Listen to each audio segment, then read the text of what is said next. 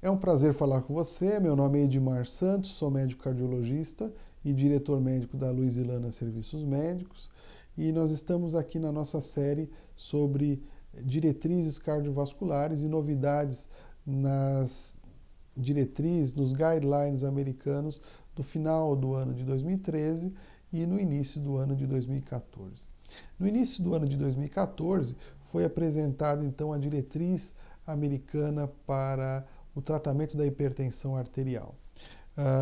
Essa diretriz, que nós chamamos de oitavo Joint National Committee, ou oitavo JNC, fazia 10 anos que não havia uma adaptação dessa diretriz, de tal forma que havia uma certa ansiedade para que ela fosse disponibilizada para a comunidade médica. E assim foi feito agora entre janeiro e fevereiro de 2014. Foi uma decisão desse grupo de pesquisadores que causou um certo descontentamento por um lado, satisfação pelo outro, uma certa controvérsia, vamos dizer assim, né? Bom, enfim, esse oitavo joint, ele colocou como normas, como regras gerais para o controle da hipertensão arterial, valores abaixo de 14/9, 140/90 milímetros de mercúrio para qualquer indivíduo, não é? Com menos de 60 anos. E valores de até 15 ou 150/9 por 90 milímetros de mercúrio em indivíduos acima de 60 anos. Se utilizou para chegar a essa conclusão evidências robustas da literatura no que diz respeito à redução do risco com fármacos antihipertensivos. Todavia, nós sabemos que pressões arteriais acima de 11/7,5 já implicam no aumento do risco cardiovascular. O que nós não sabemos ao certo é se medidas mais agressivas em indivíduos gerais, sem outras moléstias, podem promover um benefício adicional tão grande a ponto do uso de fármacos o resto da vida, que é o caso do tratamento da hipertensão arterial, não é? Vamos discutir então as situações especiais e que drogas devem ser acolhidas, devem ser prescritas nesse cenário novo do tratamento da hipertensão arterial. Bom, então nós vimos que indivíduos até 14/9, eles são considerados como normotensos, ou 12/8 ideal, entre 12/8 e 14/9 seria o pré-hipertenso, mas ainda não necessariamente o uso de remédios, entre 14/9 e 16/10 o hipertenso estágio 1, 16/10 a 18/11 estágio 2 e acima de 18/11 estágio 3.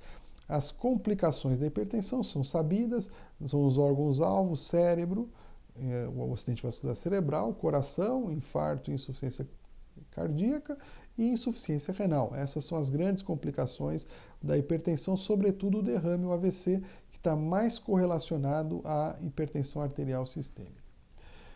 Em situações especiais, como insuficiência renal, diabetes, onde outrora a recomendação era de medidas mais agressivas no controle da pressão arterial, 13/8, 13/8,5 como uma referência, passou-se para 14/9. Nós ainda não sabemos o resultado disso, as evidências nos levam a crer que 14/9 seja um valor bastante aceitável para esse grupo. Todavia, só o tempo vai poder mostrar os resultados dessa nova estratégia. Indivíduos acima de 60 anos, nós já falamos, que podem ter pressão satisfatória até 15/9, desde que não haja lesão em órgãos-alvo e desde que não manifestem sintomas, né? E associação de drogas, associação de moléculas, quais seriam as melhores associações? Nós vamos discutir também. Interessante é que nós sabemos que a maioria, né, dos cardiologistas tem a noção clara de que apenas uma molécula, um único remédio, não controla bem a pressão arterial, não atinge as metas necessárias. Mais ou menos 33% necessitam de apenas um remédio. Outros 33% precisam de 2 remédios para controle de hipertensão e os outros 33% precisam de 3 ou mais remédios para o controle da hipertensão. Então, é uma situação bastante comum o indivíduo precisar de 2 ou mais remédios no controle dessa enfermidade, como demonstra aqui, tanto no estudo UKPDS, que é a coorte de indivíduos diabéticos no Reino Unido, o ALLHAT, que comparava indivíduos com diurético, bloqueador de canal de cálcio e indivíduos com inibidores de enzima de conversão, e o ACCOMPLISH, que comparava inibidor de ECA com ou sem amlodipina. Agora, outro conceito bastante interessante é aumentar a dose ou associar outro remédio junto. E tudo leva a crer, pelos experimentos até hoje apresentados, que acrescentar outro remédio é muito mais interessante do que dobrar a dose. Quando a gente dobra a dose de um remédio antihipertensivo, nós ganhamos uma potência aproximada de 20%. Enquanto que quando eu quando eu associo um outro remédio, eu tenho um ganho de aproximadamente 80% na potência antihipertensiva. E isso, claro, faz com que haja uma redução no impacto dos eventos cardiovasculares, né? Quando eu uso uma droga, eu reduzo doença arterial coronariana em 19%, quando eu uso 2 drogas para baixar a pressão, 34%, e quando eu uso 3, 46%. Da mesma forma, o AVC, uma droga 29%, 2 drogas 46% e 3 drogas, 3 moléculas, 63%. Isso é claro, como já falamos, o AVC ele mantém uma relação mais forte com a hipertensão do que a doença arterial coronariana. AVC, que junto com a doença arterial coronariana, são a principal causa de morte no Brasil. Que drogas devemos escolher? Que remédios devemos escolher? Temos os bloqueadores de canais de cálcio, que aí existe a nifedipina, existe a manodipina, a amlodipina, toda essa classe de drogas aí, né?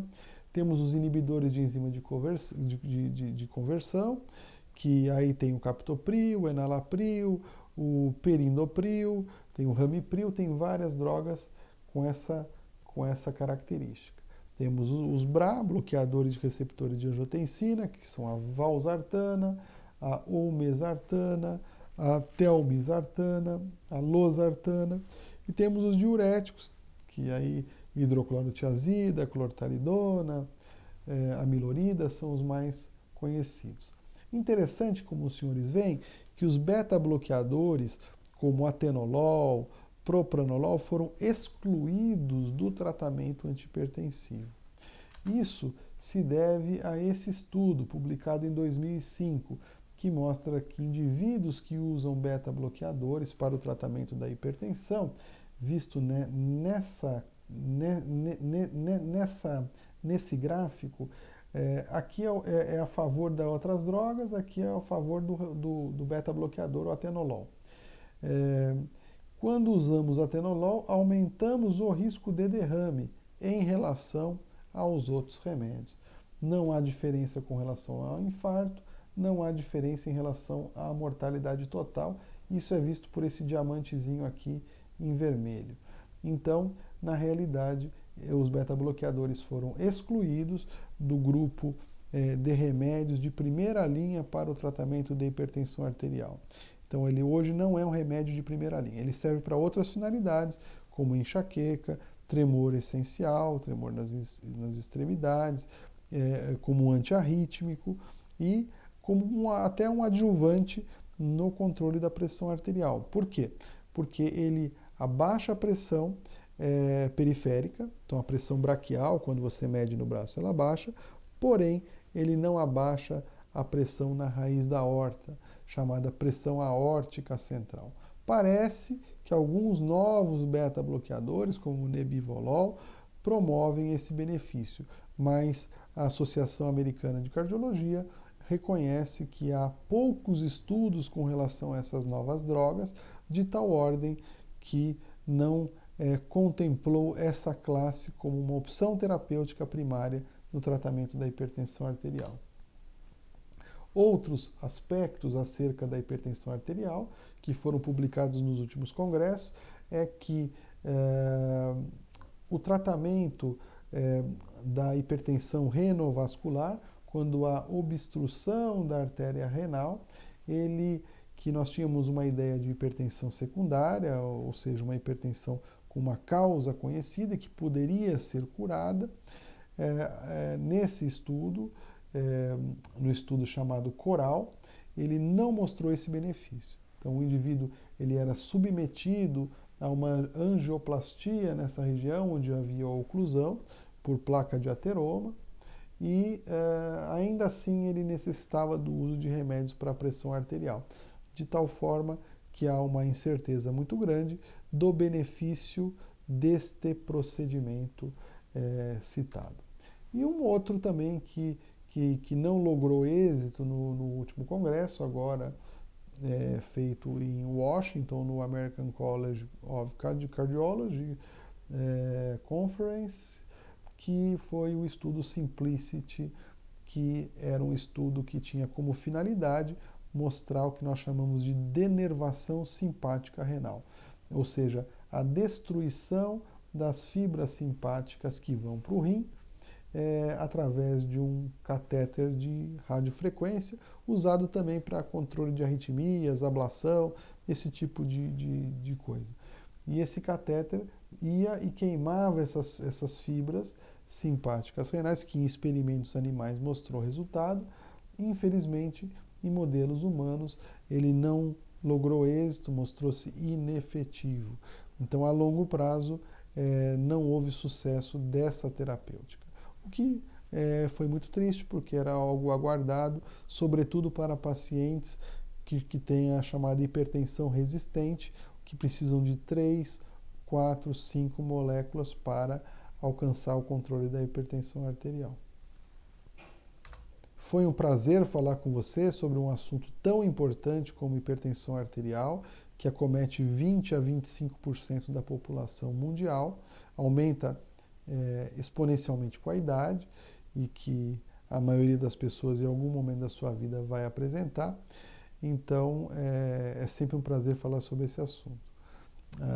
Qualquer dúvida, nos procure aqui na Luisilana Serviços Médicos. Estamos abertos à sua visitação. Foi um grande prazer falar com você. Meu nome é Edmar Santos, médico cardiologista.